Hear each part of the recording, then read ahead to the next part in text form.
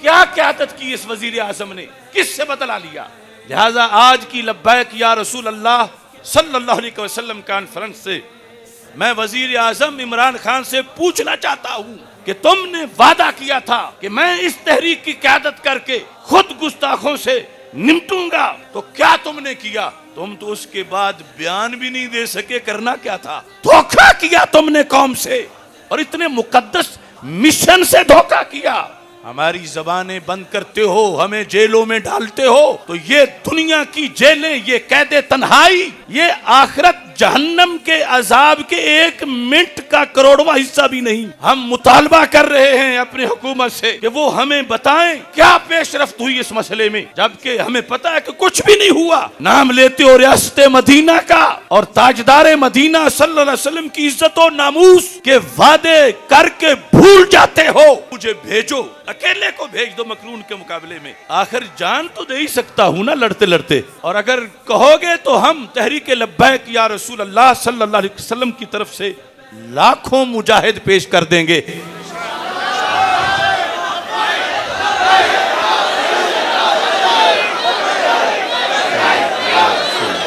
تو میں علی اعلان کہہ رہا ہوں، خدا نخواستہ اگر انڈیا کی فوج معاذ اللہ پاکستان کے لاہور پہ قبضہ کر لے تو اس فوج پر یہ قبضہ چھڑانا فرض ہے، مگر اتنا فرض نہیں جتنا فرانس کے ملعون صدر کا سر اتارنا فرض ہے۔ ہمارے وزیر اعظم نے تو وہی کیا۔ میں نے آرٹیکل لکھا تھا جیل میں ہوتے ہوئے، یہ جب کہہ رہا تھا کہ میں خود قیادت کروں گا اس مسئلے کی، میں توہین کا بدلہ لوں گا، میں یہ کروں گا وہ کروں گا، تو میں نے کہا یہ آزمایا ہوا ہے، یہ وہی تقریر کر رہا ہے جو اقوام متحدہ میں کر کے اس نے کشمیر کے بارے میں سارا معاملہ سرد خانے میں ڈالا تھا، اور اب اسی طرح کرے گا۔ اس امت کو جینے کا حق ہی نہیں جس کے رسول صلی اللہ علیہ وسلم کی توہین ہو جائے اور وہ بدلہ نہ لے۔ فرانس کی حکومت پر یہ واضح کرتے کہ یہ ہمارے دین کے مطابق واجب القتل ہے، مائکرون، اس کو امت مسلمہ کے سپرد کیا جائے اور امت مسلمہ خود اس کا سر اتارے، اور اگر تم نہیں سپرد کرو گے تو پھر ہم پورے ملک کو اس کا مجرم قرار دیں گے۔ مسلم ممالک پر فرض تھا کہ فوراً فرانس پہ حملہ کرتے۔ چند دن پہلے ایک نام نہاد مولوی نے، دیوبند کا محمد خان شیرانی، اس نے قرآن مجید کی ایک آیت پڑھ کے اسرائیل کو تسلیم کرنے کا دعویٰ کیا ہے۔ ہمارے جیتے ہوئے قرآن کے معنی بدل کر، کفر کا رستہ دکھا کر اسرائیل کو تسلیم کرنے کی تقریریں کی جائیں تو ہمارے جینے کا پھر فائدہ کیا ہے؟ انشاءاللہ 3 جنوری کا جو سیمینار ہے اس میں اس آیت کا جو صحیح مطلب ہے بندہ ناچیز پورا مقالہ پیش کرے گا کہ یہ شیرانی یہ یہود کی بولی بول رہا ہے، یہ قرآن میں یہ مطلب ہے ہی نہیں جو وہ نکالنا چاہتا ہے۔ اور اب لائیو میں اس کو اور اس کے سمیت کوئی بھی اسرائیل کو تسلیم کرنے کا جو حامی ہو وہ مناظرہ کرنا چاہے تو بندہ ناچیز پوری دنیا کے اسرائیل کے حامیوں کے ساتھ ہر وقت لائیو مناظرہ کرنے کے لیے تیار ہے۔ غازی ممتاز حسین قادری صاحب والا مسئلہ جو تھا، کسی کی اونچی سانس اس وقت سنائی نہیں دیتی تھی جب ہم لاہور سے کاروان لے کر غازی کے گھر تک گئے تھے۔ تقریباً 4.5 گھنٹے دلائل دے کر یہ ثابت کیا تھا کہ یہ دہشت گرد نہیں، امت کی آنکھوں کا تارا ہے۔ اللہ تبارک و تعالی جل جلالہ و عم نوالہ و اتم برہانہ و اعظم شانہ و جل ذکرہ و عز اسمہ کی حمد و ثناء، اور حضور سرور کائنات، مفخر موجودات، زینت بزم کائنات، دستگیر جہاں، غم گسار زماں، سید سروراں، حامی بے کساں، قائد المرسلین، خاتم النبیین، احمد مجتبیٰ، جناب محمد مصطفیٰ صلی اللہ علیہ وآلہ واصحابہ وبارک وسلم کے دربار گہربار میں ہدیہ درود و سلام عرض کرنے کے بعد السلام علیکم ورحمۃ اللہ وبرکاتہ۔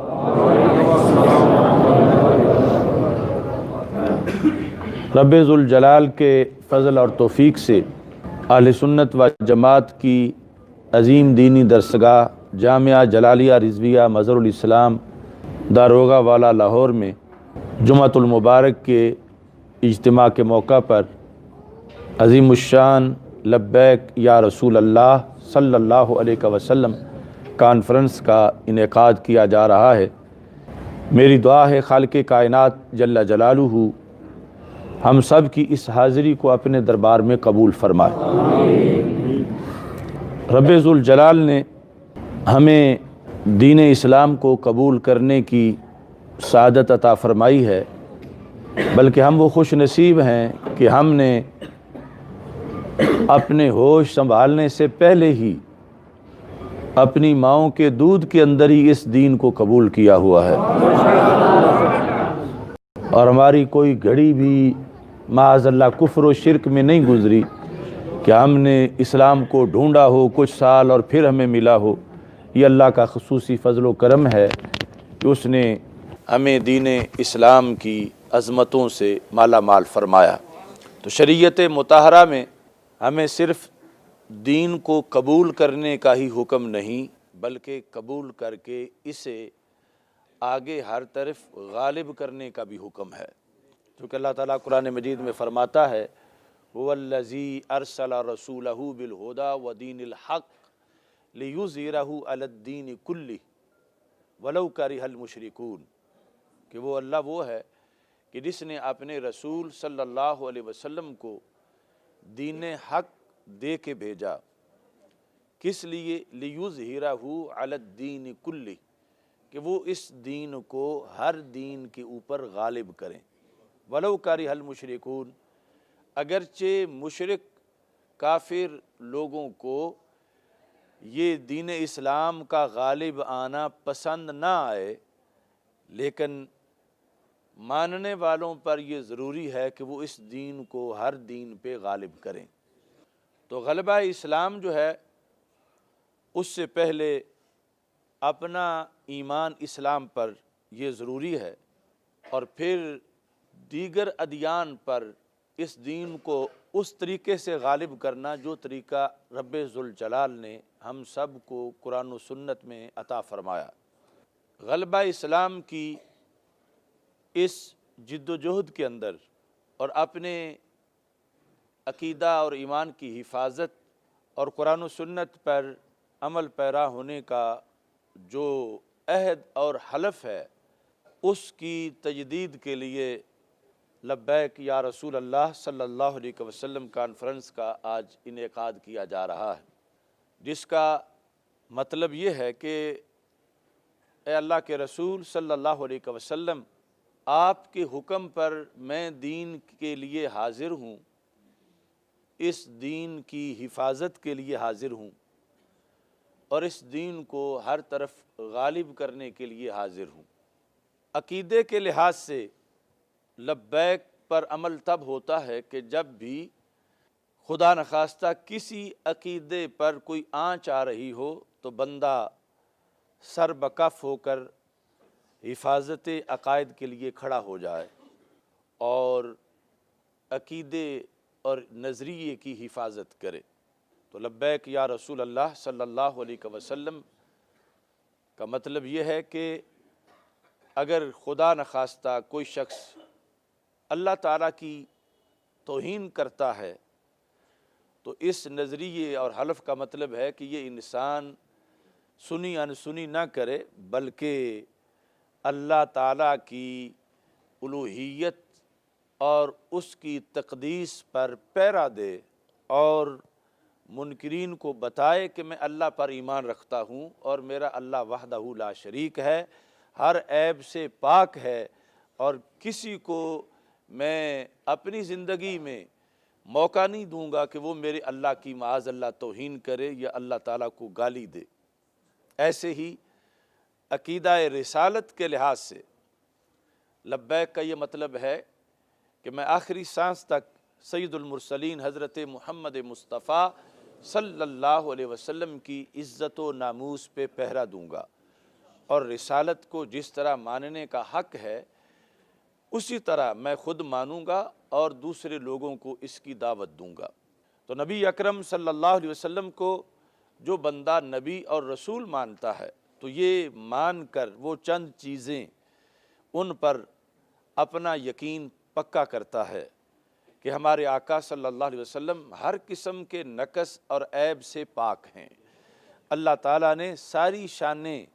جو بھی الوہیت کے بعد ہیں وہ رسول اکرم صلی اللہ علیہ وسلم کو عطا فرمائی ہیں۔ سارے ہی نبی بڑی شانوں والے ہیں، مگر ہمارے نبی نبیوں کے بھی سلطان ہیں، اور جتنی اللہ نے انہیں شانیں عطا کیں اتنی ساری شانیں رسول پاک صلی اللہ علیہ وسلم کو دے کر مزید ان گنت شانیں آپ کو عطا فرمائیں۔ اور ان شانوں میں سے ایک شان ختم نبوت ہے کہ آپ آخری نبی ہیں۔ آپ صلی اللہ علیہ وسلم کی دنیا میں جلوہ گری کے بعد کوئی بھی کسی معنی میں بھی اور نبی پیدا نہیں ہو سکتا۔ اس ایمان پر ہر سیکنڈ میں قائم رہنا ضروری ہے۔ اگر معاذ اللہ کسی ایک لمحے بھی کوئی شخص یہ سمجھے کہ کوئی اور نبی بھی آ سکتا ہے، صرف ممکن سمجھے، تو اسی وقت وہ بندہ کافر ہو جاتا ہے۔ اس لبیک کا مطلب یہ ہے کہ عقیدہ رسالت، تحفظ ختم نبوت، تحفظ ناموس رسالت کے لیے انسان خود یقین رکھتا ہے اور یہ برداشت نہیں کرتا کہ اور کوئی بندہ ہمارے آقا صلی اللہ علیہ وسلم کی عزت و ناموس کی طرف میلی آنکھ سے دیکھے۔ یہ اپنی جان 1000 بار قربان کرنا تو برداشت کر لیتا ہے، مگر رسول پاک صلی اللہ علیہ وسلم کی عزت و ناموس پہ کوئی آنچ نہیں آنے دیتا۔ نبی اکرم صلی اللہ علیہ وسلم کی جو ناموس ہے اسی کے ساتھ ہی ریلیٹڈ ہے ناموس اہل بیت رضی اللہ تعالی عنہم، یعنی رسول پاک صلی اللہ علیہ وسلم بلند و بالا عظمتوں والے ہیں تو آپ کی آل بھی بلند و بالا عظمتوں والی ہے۔ یعنی تمام انبیاء کرام علیہ السلام میں سے سارے انبیاء کے خاندان بڑے عظمت والے ہیں، مگر ہمارے آقا صلی اللہ علیہ وسلم کا خاندان سب خاندانوں سے بڑی عظمت والا ہے۔ اور ایسے ہی ناموس رسالت کا ہی حصہ ہے یہ کہ رسول پاک صلی اللہ علیہ وسلم بہت زیادہ عظمتوں والے ہیں اور آپ کے اصحاب بھی بہت زیادہ عظمتوں والے ہیں۔ نبی اکرم صلی اللہ علیہ وسلم کی آل کی تعظیم اور اصحاب کی تعظیم یہ دونوں ہی ایک جیسی لازم ہیں عشق رسول علیہ السلام کے لیے۔ یعنی اسی بندے کا ایمان رسالت پر ہے جو سرکار دو عالم صلی اللہ علیہ وسلم کی آل کا بھی ادب کرتا ہے اور اصحاب کا بھی ادب کرتا ہے، اور اگر ان میں سے کسی کی وہ معاذ اللہ بے ادبی کرے یا سینے میں بغض رکھے تو یہ کہا جائے گا کہ اس کا رسالت پر ایمان ہی نہیں، کہ اللہ کے رسول علیہ السلام تو ان کی ہر نسبت عظمت والی ہے کہ وہ جہاں پاؤں رکھیں وہ زمین ساری زمینوں سے زیادہ شرف والی بن جاتی ہے۔ تو اس بنیاد پر آپ کی آل اہل بیت اطہار رضی اللہ تعالیٰ عنہم اور آپ کے صحابہ رضی اللہ تعالیٰ عنہم، ان سب کی تعظیم ہر مسلمان پہ لازم ہے، اور اس کا سبب ذات رسول علیہ السلام ہے کہ نبی اکرم صلی اللہ علیہ وسلم کی وجہ سے ہم سب پر لازم ہے کہ ہم رسول پاک صلی اللہ علیہ وسلم کی ہر نسبت کا ادب کریں اور احترام کریں، اور پھر اس پہ پیرا دیں کہ کوئی بھی ہمارے آقا صلی اللہ علیہ وسلم کی نہ تو آل پاک کے بارے میں میلی آنکھ سے دیکھے اور نہ ہی آپ کے صحابہ کرام رضی اللہ تعالی عنہم کے بارے میں کسی طرح کی وہ توہین یا بے ادبی کرے۔ سارے فرائض بہت لازم ہیں، مگر ناموس مصطفیٰ صلی اللہ علیہ وسلم پر پہرا دینے والا فریضہ سارے فرائض کی بھی جان ہے۔ نماز دن میں 5 مرتبہ ادا کر لیں تو ہم نے فریضہ ادا کر لیا۔ حج زندگی میں ایک بار ادا کر لیں تو ہم نے اللہ کی طرف سے لازم کیا گیا فریضہ ادا کر لیا۔ صاحب استطاعت نے جب 1 مرتبہ کیا، باقی سب کرے گا تو نفلی ہوں گے۔ زکوٰۃ ایک بار ہے سال میں، اور رمضان کے روزے 1 ماہ ہیں 11 مہینوں کے بعد، مگر نبی اکرم صلی اللہ علیہ وسلم کی عظمت و شان پر پہرا دینا یہ زندگی میں ایک بار نہیں، سال میں ایک بار نہیں، مہینے میں ایک بار نہیں، دن میں ایک بار نہیں، ایک گھنٹے میں ایک بار نہیں، یہ پوری زندگی کے ہر سیکنڈ میں لازم ہے کہ کبھی بھی کوئی مسلمان اس سے کٹ نہیں سکتا، علیحدہ نہیں ہو سکتا کہ یہ میرا کام ہی نہیں، یا میں کیا جانوں، اگر کوئی کر رہا ہے گستاخی تو معاذ اللہ کرتا رہے۔ اگر کوئی شخص اس طرح اپنی لا تعلقی عملاً یا قولاً ظاہر کرتا ہے تو اس کا ایمان ہی پھر سلامت نہیں رہتا، چونکہ یہ سب سے بڑا فریضہ ہے کہ رب ذوالجلال نے اِنَّا كَفَيْنَاكَ الْمُسْتَهْزِئِينَ کہہ کر ڈیوٹی رسول پاک صلی اللہ علیہ وسلم کے غلاموں کی لگا دی کہ ایمان سلامت تب رہے گا جب امت اتنی غیرت مند ہوگی کہ نبی اکرم صلی اللہ علیہ وسلم کی ناموس پہ ہر صدی ہر گھڑی میں پہرا دیتی رہے گی۔ اس میں اس نصاب کے لحاظ سے زکوٰۃ تو اس پر ہے جو پیسے والا ہے اور اس کی ایک خاص شرح ہے، ایسے حج کے لیے شرائط ہیں، نماز کے لیے شرائط ہیں، یعنی مومن ہونے کے بعد پھر مزید نابالغ پہ فرض نہیں، پھر جب فرض ہے تو پھر اس کے لحاظ سے مزید شرائط ہیں۔ تحفظ ناموس رسالت کا فریضہ امیر پر بھی ہے، غریب پر بھی ہے، چھوٹے پر بھی ہے، بڑے پر بھی ہے، دن میں بھی ہے، رات میں بھی ہے، اور یہ فرض ادا کرنا اسے جہاں تک ممکن ہے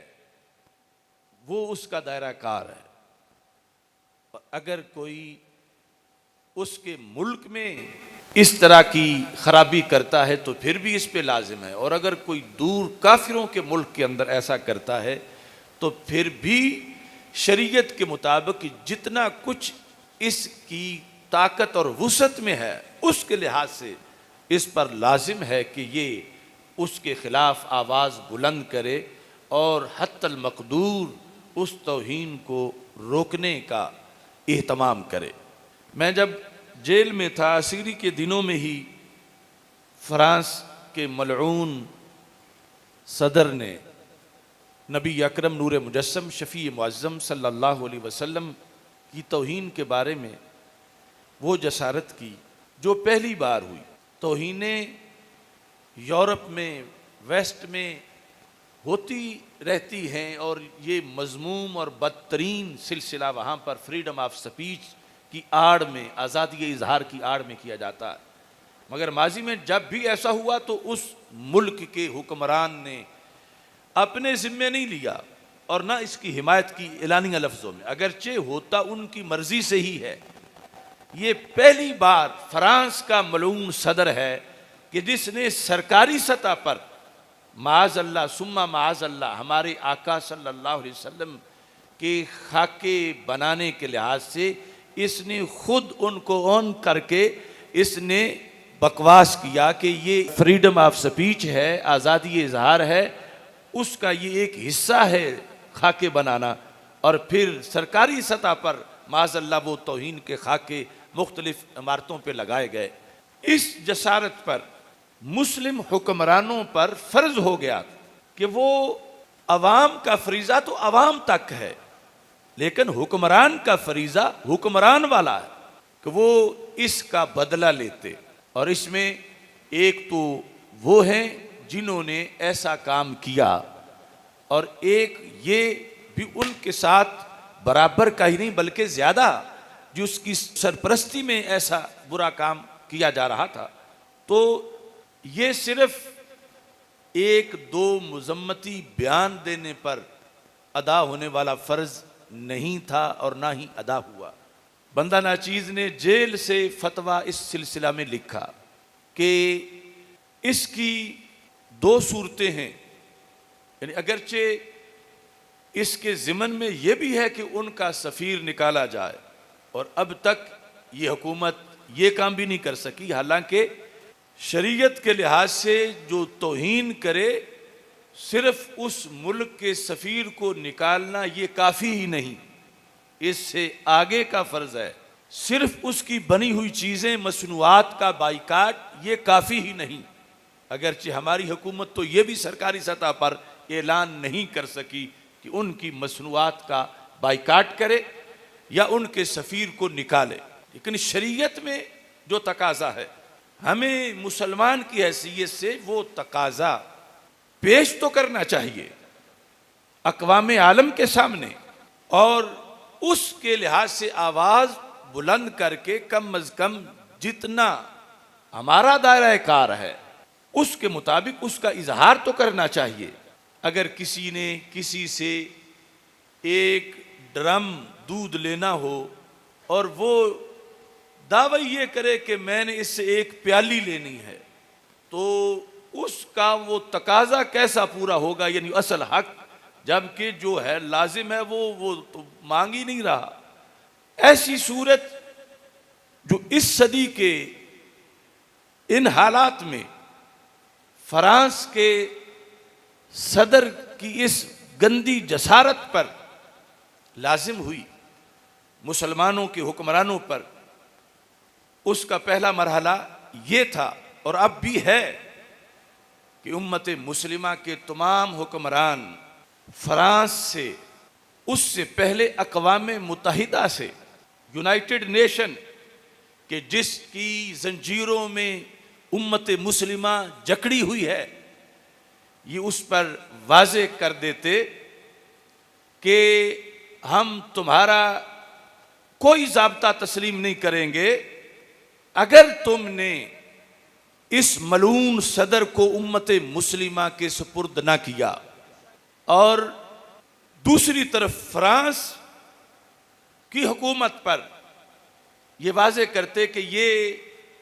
ہمارے دین کے مطابق واجب القتل ہے، ماکرون، اس کو امت مسلمہ کے سپرد کیا جائے اور امت مسلمہ خود اس کا سر اتارے، اور اگر تم نہیں سپرد کرو گے تو پھر ہم تمہیں وارننگ دے رہے ہیں کہ ہم پورے ملک کو اس کا مجرم قرار دیں گے۔ اور پھر مسلم امہ پر فرض تھا، مسلم ممالک پر، کہ فوراً فرانس پہ حملہ کرتے، جو شریعت کا مطالبہ ہے۔ اگرچہ کوئی کہے گا ہمارے پاس تو اتنے پیسے نہیں، ہم بھوکے مر جائیں گے، ہمارے پاس تو اتنی طاقت نہیں، پھر وہ ہم پہ حملہ کر دیں گے، یہ ساری چیزیں شریعت نے ان کا جواب دیا ہے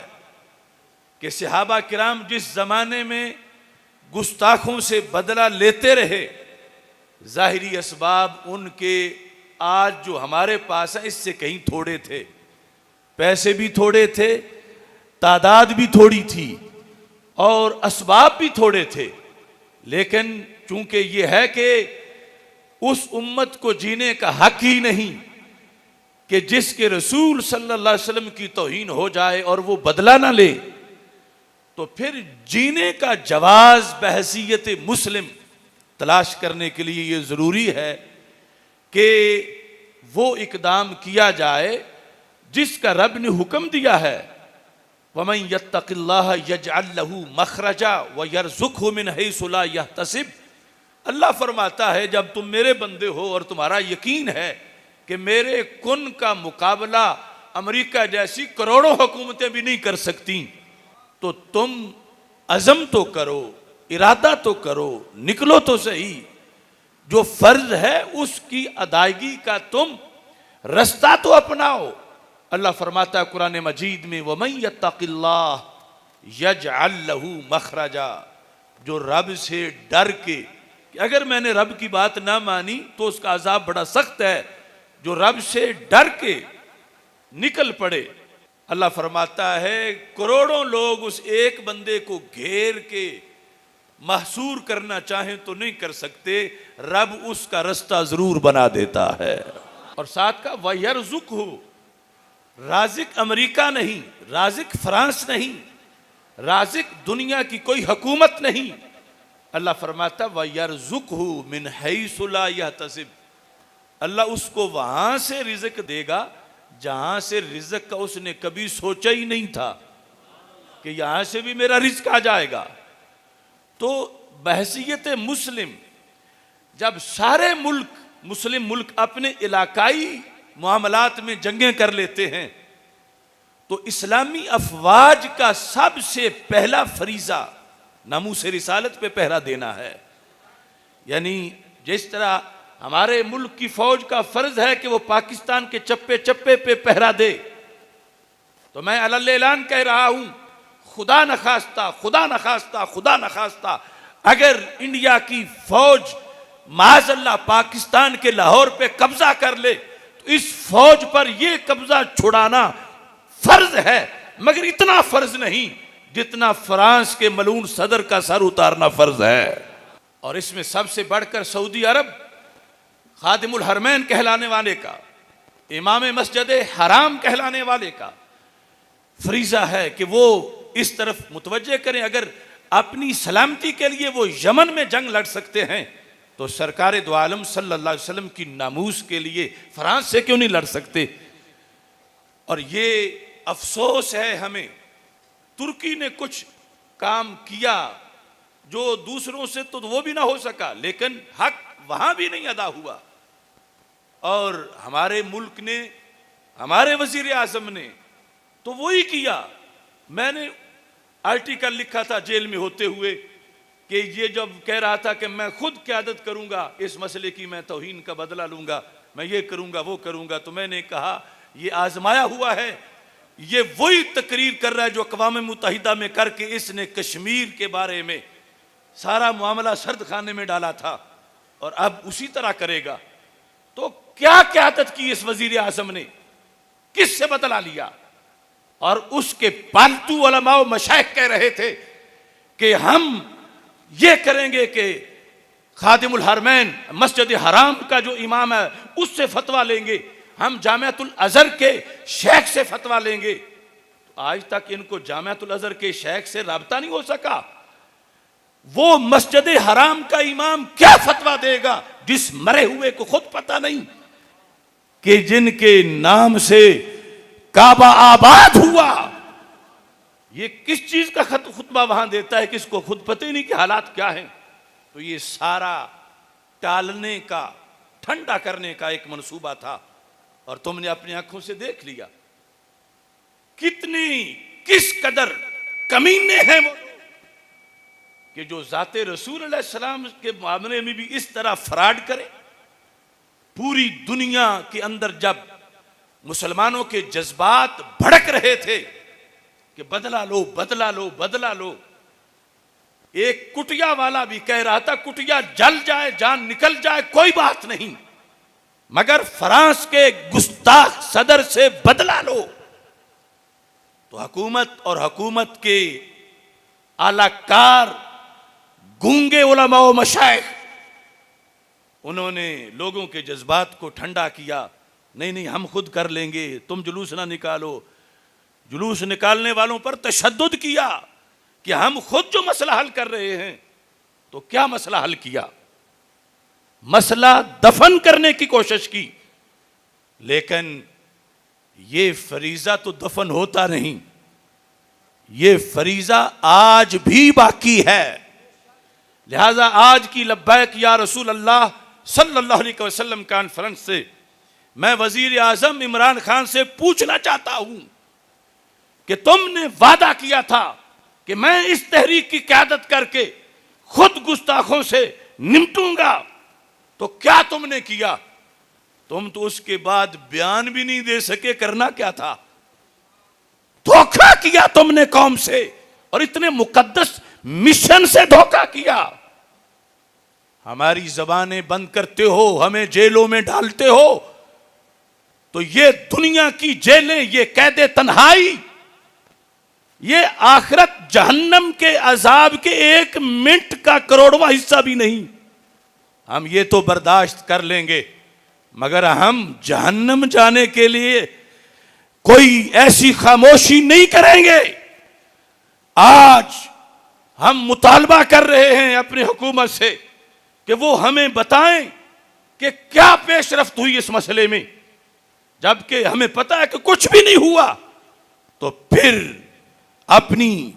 آخرت کو یاد کرو.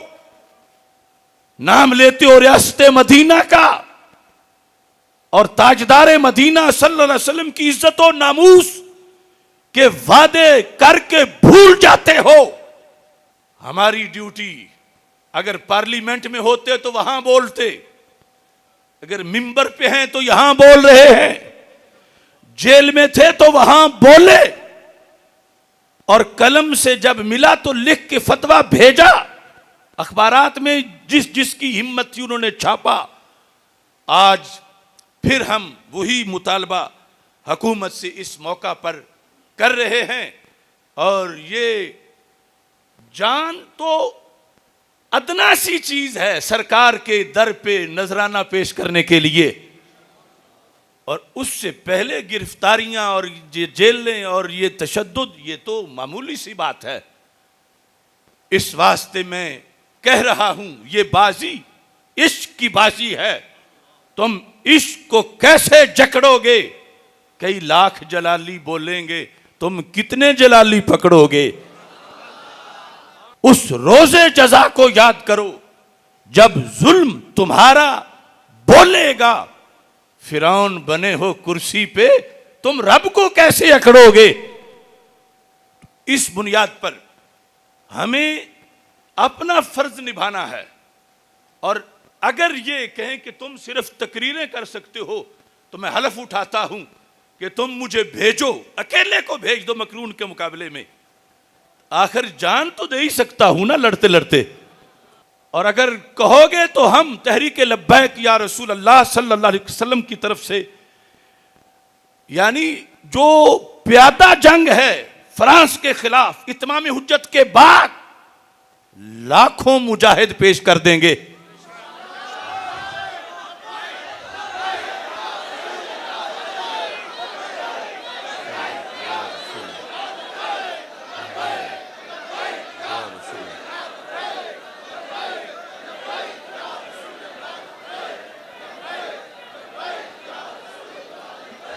इस सिलसिला में इंशाअल्लाह हमारा जो अगला लाहे अमल है वो 3 जनवरी को नमाज मगरिब के बाद इंशाअल्लाह मरकज़ सिरात मुस्तकीम के अंदर ताजबाग में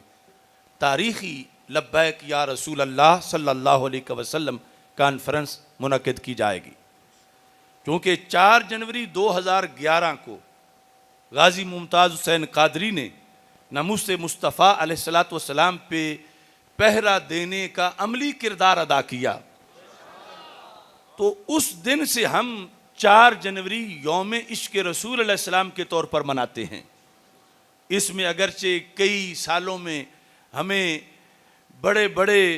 मसाइब का, मुश्किलात का भी सामना करना पड़ा, तो 4 जनवरी वाला वो प्रोग्राम, चूँकि उससे पहले एक दिन अतवार है, शाम को उस दिन मगरिब के बाद 3 जनवरी मगरिब के बाद इंशाअल्लाह मरकज़ सिरात मुस्तकीम में ये प्रोग्राम होगा, जिसका एक मकसद तो गाज़ी मुमताज़ हुसैन कादरी शहीद को खिराज तासीम पेश करना है, और वेस्ट को बताना है कि गाज़ी मुमताज़ हुसैन कादरी 12 कहू में कब्र में गए हैं। वो इश्क अब भी दुनिया में हर गली में चल रहा है, और वो फरीज़ा सर अंजाम देने का जो जौहर है वो हमारी माओ ने हमें दूध के अंदर ही पिलाया हुआ है। और दूसरा, इस कॉन्फ्रेंस का मकसद, आज जो हम पूरे मुल्क में इसराइल नामंजूर डे मना रहे हैं, इस सिलसिला में इल्मी तौर पर, तहकीकी तौर पर एक बहुत बड़ा मौजू छेड़ा गया है। वैसे तो लिबरल बेलगाम लोग ऐसी बातें करते ही रहते हैं, और ये कुछ एंकर, कुछ सहाफ़ी खरीदे गए हैं जो आहिस्ता आहिस्ता फिजा बनाना चाहते हैं कि हम पाकिस्तान जो है वो माज़अल्लाह इसराइल को तस्लीम कर ले। हम इससे पहले भी, मेरी रिहाई के फ़ौरन बाद जो जुमा था उसमें कुरान और सुन्नत से ये अहकाम बता चुके हैं, लेकिन चंद दिन पहले एक नाम नहाद मौलवी ने, देवबंद का, वो पीछे नजरियाती काउंसिल का चेयरमैन भी रहा है, मोहम्मद खान शीरानी, उसने कुरान मजीद की एक आयत पढ़ के اسرائیل کو تسلیم کرنے کا دعویٰ کیا ہے، اگرچہ اس نے تقریر ساتھ پریس کانفرنس میں پشتو میں کی ہے، اس پر اسرائیل کے اندر جشن منایا گیا ہے۔ روا ٹائم قادیانیوں نے اس کو اپریشیٹ کیا ہے کہ دیکھو پہلے تو دوسرے دعویٰ کرتے تھے، اب یہ ان کا مولوی ہے، MNA رہا ہے، یہ چیئرمین رہا ہے نظریاتی کونسل کا، اور وہ یہ کہہ رہا ہے اور قرآن پڑھ رہا ہے اور ساتھ علماء کو دعوت دے رہا ہے، یا قوم ادخلوا الارض المقدسہ التی کتب اللہ لکم، کہ یہ ترجمہ کر کے کہ رب نے یہ فلسطین والی زمین تو یہود کو الاٹ کی ہوئی ہے، الاٹ کی ہوئی ہے، یہ اس نے لفظ بول کے تو کہا کہ تکلیف کیا ہے، جو رب نے الاٹ کی ہوئی تھی ان کو تو وہ انہوں نے لی ہے، تو وہ تو ناجائز قبضہ ہے ہی نہیں، اسے مان لینا چاہیے۔ یہ مکتبہ علماء دیوبند جمعیت علماء اسلام کا محمد خان شیرانی، یعنی یہ بات تو کوئی عام چھوٹی سی مسجد کا مولوی بھی کرے، مولوی تو کیا عام کوئی لبرل اینکر بھی کرے، ہم سے ہضم نہیں ہوتی، اور اتنا بڑا لیڈر، اور وہ پریس کانفرنس کر کے اور اس پر اسرائیل تک تبصرے ہو رہے ہیں انگلش میں کہ دیکھو یہ ان پڑھ ملا جو ہیں وہ تو کہتے ہیں اسرائیل تسلیم نہ کرو، اور یہ پڑھا ہوا ہے اس نے تو آیت سے ثابت کر دیا ہے کہ اسرائیل کو معاذ اللہ تسلیم کیا جائے، اور ادھر عرب کچھ جو حکمران ہیں وہ پہلے ہی لیٹے ہوئے ہیں، اور بلکہ خود مان ہی نہیں گئے، ہمارے ملک کو بھی مجبور کر رہے ہیں کہ تم بھی اسرائیل کو مانو۔ اب یہ ساری چین، اور پھر اس کو مذہب کا رنگ دیا جا رہا ہے، قرآن کے ذریعے کتب اللہ لکم سے استدلال کیا جا رہا ہے۔ تو آپ کو یاد ہے کہ ہم نے جب تحریک صراط مستقیم، ادارہ صراط مستقیم بنایا تھا تو اس کے منشور میں یہ بتایا تھا کہ جب بھی کوئی بیماری آئے گی تو اسی وقت ہم اس پر سپرے کر کے جراثیم اس کے ختم کریں گے۔ وہ غازی ممتاز حسین قادری صاحب والا مسئلہ جو تھا، کسی کی اونچی سانس اس وقت سنائی نہیں دیتی تھی جب ہم لاہور سے کارواں لے کر غازی کے گھر تک گئے تھے، کسی کو جمعے پر بولنے کے لیے ابھی لفظ نہیں آ رہے تھے کہ غازی کے بارے میں غازی بولنا جائز ہے یا ناجائز ہے، اسے دہشت گرد اور قاتل کہیں یا اسلام کا ہیرو کہیں۔ بڑے بڑے مفتیوں نے فون ہی بند کیے ہوئے تھے۔ یہ خدا کا خاص فضل ہے کہ بندہ ناچیز نے اسی وقت 9 جنوری کو 4 کا یہ واقعہ تھا، تو آپ میں سے بہت سے لوگ شامل ہوں گے، ایوان اقبال کے اندر مفکرین، ججز، وکلاء، شیوخ الحدیث کے سامنے تقریباً 4.5 گھنٹے دلائل دے کر یہ ثابت کیا تھا کہ یہ دہشت گرد نہیں، امت کی آنکھوں کا تارا ہے۔ تو آج اس موقع پر ہمارے جیتے ہوئے قرآن کے معنی بدل کر، کفر کا رستہ دکھا کر اسرائیل کو تسلیم کرنے کی تقریریں کی جائیں تو ہمارے جینے کا پھر فائدہ کیا ہے؟ تو انشاءاللہ 3 جنوری کا جو سیمینار ہے اس میں اس آیت کا جو صحیح مطلب ہے اس پر بندہ ناچیز پورا مقالہ پیش کرے گا، خود اس آیت سے پہلے، اس کے بعد، خود اس کے الفاظ کے لحاظ سے جو 14 صدیوں میں صحابہ سے لے کر آج تک امت میں جو معنی پڑھا لکھا جاتا رہا، جو قرآن کی منشا ہے، جو صحابہ کو سرکار نے پڑھایا ہے، وہ ثابت کر کے بتاؤں گا کہ یہ شیرانی یہ یہود کی بولی بول رہا ہے، یہ قرآن میں یہ مطلب ہے ہی نہیں جو وہ نکالنا چاہتا ہے۔ اور اب لائیو میں اس کو اور اس کے سمیت کوئی بھی اسرائیل کو تسلیم کرنے کا جو حامی ہو وہ مناظرہ کرنا چاہے تو بندہ ناچیز پوری دنیا کے اسرائیل کے حامیوں کے ساتھ ہر وقت لائیو مناظرہ کرنے کے لیے تیار ہے۔ میں اپنی گفتگو کو جمعہ کے چونکہ ٹائم کے لحاظ سے مختصر کرنا چاہتا ہوں۔ ہمارا یہ مرکز جامعہ جلالیہ رضویہ مظہر الاسلام، جہاں آج یہ ہم پروگرام کر رہے ہیں، یہ بڑی تاریخی درسگاہ ہے، اس لیے تاریخی اعلان کے لیے اس کو منتخب کیا ہے۔ تو اگلے پروگرام کو آپ نے ذہن میں رکھنا ہے، کون سی تاریخ ہے؟ 3 جنوری۔ اس میں آپ نے فرانس کے خلاف اپنے جذبات کے اظہار کے لیے اور اسرائیل نامنظور کے لحاظ سے اپنے جذبات کے اظہار کے لیے دوستوں کو بھی دعوت دینی ہے اور بر وقت پہنچنا ہے۔ یہ جامعہ جلالیہ رضویہ مظہر الاسلام ادھر پڑوس میں، شہر کے اندر اچھے علاقوں میں بڑے بڑے سنگ مرمر سے بنے ہوئے بھی مدارس ہیں، لیکن رب نے اس دھویں سے اہل سنت کو سونا نکال کے دیا ہے۔ یعنی یہاں سے پڑھ کے بڑے بڑے مناظر، بڑے بڑے مدرس، بڑے بڑے محدث امریکہ برطانیہ تک وہاں بیٹھ کے یہاں کا پڑھا ہوا پیغام سنا رہے ہیں۔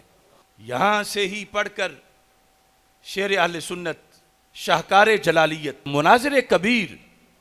مفتی محمد عابد جلالی قدس سر العزیز، انہوں نے حق کا ڈنکا بجایا۔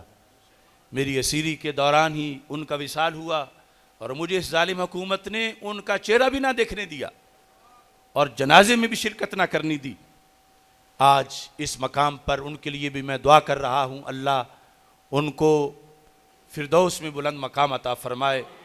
جب یہاں پہلا دورہ حدیث پڑھا گیا اسی مسجد کے اندر، یعنی ساری مسجد کے حال میں کلاس ہوتی تھی، یہاں انہوں نے دورہ حدیث پڑھا، پہلی جو کلاس یہاں سے فارغ ہوئی، تو یہ شیخ کامل امام العصر حافظ الحدیث حضرت پیر سید محمد جلال الدین شاہ صاحب نقشبندی قادری قدس اللہ سرہ، جنہوں نے 1941 میں پاکستان بننے سے پہلے بکھی شریف میں، جو میرا بھی آبائی گاؤں ہے، منڈی بہاؤالدین، وہاں پر جامعہ محمدیہ نوریہ رضویہ بکھی شریف کی بنیاد رکھی، اور مجھ جیسے ہزاروں وہاں سے پڑھ کے تیار ہوئے۔ یعنی ہم تو بالکل آخری صفوں کے ہیں، بڑے بڑے عظیم لوگ وہاں سے پڑھ کے نکلے اور انہوں نے جا کر مدارس بنائے۔ لیکن یہ شرف ہے اس جامعہ جلالیہ کا کہ جلالیہ نام کے مدارس اور بھی بہت ہیں، مگر اللہ کے فضل سے جو شان رب نے اس کو دی ہے، یعنی یہاں کے سینکڑوں علماء جو تیار ہوئے 9 سال پڑھ کے، جو ان کی خطابت ہے، جو ان کی قوت مناظرہ ہے، جو ان کا انداز تصریف و تدریس ہے، اس میں رب ذوالجلال نے ایک خصوصی فیض رکھا ہے۔ اس جگہ پہ حالت علالت میں میرے شیخ کامل حضرت پیر سید محمد جلال الدین شاہ صاحب نقشبندی قادری رحمہ اللہ تعالی آپ تشریف لائے تھے۔ اس وقت بالکل چھوٹی سی مسجد تھی اور ابھی یہ کچھ بھی نہیں تھا۔ پھر حاجی محمد اشفاق صاحب جو ہیں، انہوں نے اس میں خصوصی کردار ادا کیا، اللہ ان کی قبر پہ بھی رحمتوں کا نزول فرمائے۔ اور پھر حضرت حافظ الحدیث رحمۃ اللہ علیہ کے فرزند ارجمند حضرت اقدس حضرت پیر سید محمد مظہر قیوم مشہدی رحمہ اللہ تعالی، آپ نے بھی خصوصی سرپرستی فرمائی۔ تو یہ مرکز اللہ کے فضل سے آج بھی اس بڑے کردار کے لیے دن رات یہاں کلاسز جاری ہیں۔ یہاں پر جمعہ کے لیے ہمارے مفتی صاحب علامہ مفتی محمد طاہر نواز طحاوی صاحب رونق افروز ہوتے ہیں۔ درس نظامی کی تدریس کے لیے جو صدر مدرس ہیں وہ میرے بھتیجے، جنہوں نے یہاں ہی پڑھا، مفتی محمد حذیفہ جلالی صاحب، اور یہاں پر تجوید، قرات، سارے کورسز اللہ کے فضل سے جاری ہیں۔ اور آج کے اس جلسے کے لحاظ سے بھی مولانا محمد وقار نقشبندی صاحب، مولانا طلحہ جلالی صاحب، دیگر تمام احباب نے، آپ سب نے توجہ کی، ورنہ چند منٹ بھی یہاں بیٹھنے والے کو دھواں کی وجہ سے سانس لینے میں پرابلم شروع ہو جاتا ہے۔ اللہ سے دعا کرتے ہیں کہ اللہ اس دھویں کو دور کرے اور اس مرکز کو رب ذوالجلال مزید ترقیاں عطا فرمائے۔ انشاءاللہ اس میں جو روحانیت ہے، اگرچہ بظاہر تو آلودگی وغیرہ کے مسائل ہیں، لیکن اس روحانیت کی وجہ سے انشاءاللہ آلودگی بھی دور ہوگی اور قیامت تک اللہ کے فضل سے یہاں علماء تیار ہوتے رہیں گے۔ آپ بھی جو قریب لوگ ہیں بالخصوص یہاں خصوصی دلچسپی لیا کریں، اور یہاں جو ہمارے علماء موجود ہیں ان سے رابطے میں رہا کریں۔ اللہ تعالی ہم سب کا حامی و ناصر ہو۔ خالق کائنات جل جلالہ ہمارے مراکز کو لاہور میں یا دیگر جو پوری دنیا میں ہیں، اللہ ان سب کو ہر قسم کے شریروں کے شر سے محفوظ فرمائے، اور دین کے لحاظ سے جو ہم پر فریضہ عائد ہوتا ہے، رب ذوالجلال ہمیں اس کی نگرانی، اس کو ادا کرنے کی توفیق عطا فرمائے۔ وآخر دعوایا ان الحمد للہ رب العالمین۔